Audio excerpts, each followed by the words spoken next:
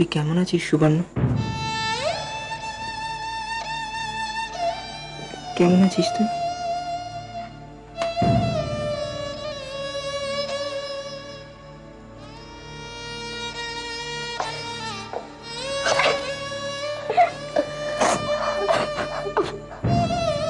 মেয়ে জানালো জামাই নাকি ব্যস্ত, এবারে জামাই ষষ্ঠীতে আসতে পারবে না। সে কি? তবে আর বলছি কি, নিজের ঢাকা নিজে কত পেটাবে কে জানে। কিছু বললে দিদি?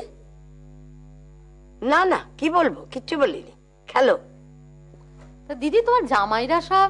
হ্যাঁ, আমার 3 জামাই 3 মেয়ে আসছে।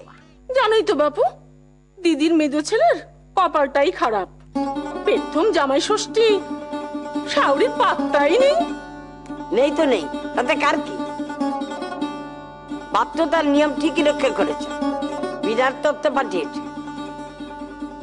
এই মেজো বউ, নে ওঠ, তুই ওদিকটা দেখ, আমি দেখে নিচ্ছি। তুই রান্নাঘরে না ওই জল চাপানো আছে, দেখ দেখি।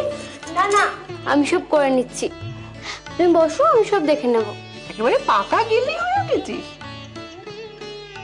ধরে ফেলেছি, ধরে ফেলেছি, ধরে ফেলেছি। বাঁধুর মেয়ে কোথাকার, একটা থাপ্পড় মারবো।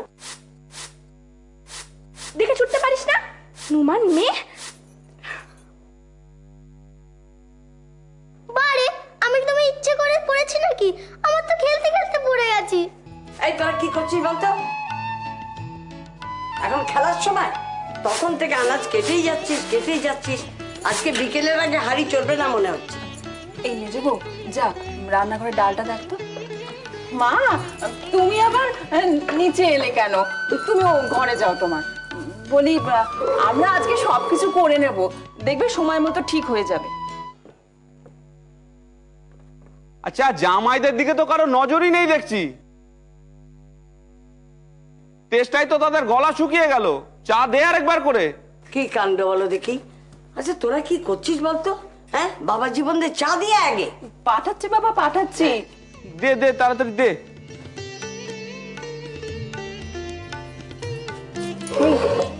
মেজো বউ, যা চট করে ওপরে চা দিয়ে।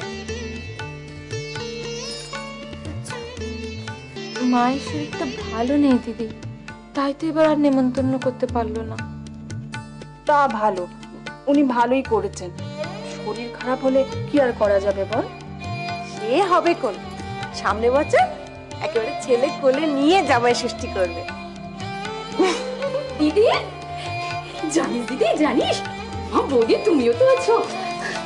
জানো নিজের বাপের বাড়ি থেকে কত কি তত্ত্ব দিয়েছে, সব দেখে এলুম। ধুতি কত কিছু, আবার আমাদের রাজুর জন্য খুব সুন্দর একখান শাড়ি দিয়েছে। সুন্দর সুন্দর না ছাই, বিচ্ছিরি রং, জ্যাল জ্যালে পা। এই রাজু, এইভাবে কেউ কথা বলে? আমার পছন্দ হয়নি তাই বলেছি।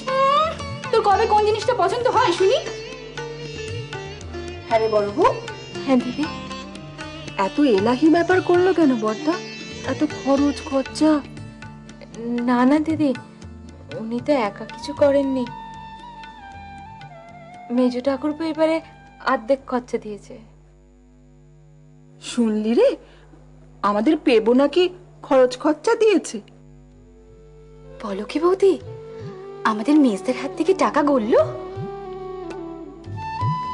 চা নিয়ে যাচ্ছি। আমি চা খাবো না। এই মেজো বউ, এই ধুতিটা দেখেছো? তোমার বাড়ি থেকে পাঠিয়েছে। কি হলো, তুমি চুপ করে আছো যে? কিছু কথা বলছো না কেন? কি বলবো? আশ্চর্য, বলি একটু হাসাও যায় না নাকি? সব সময় তো মুখে একরাশ দুঃখ। আমার হাসি পাচ্ছে না। তা পাবে কেন? যত হাসি তো ওই পাশের বাড়ির মেজদার সঙ্গে আলাপ করার সময়।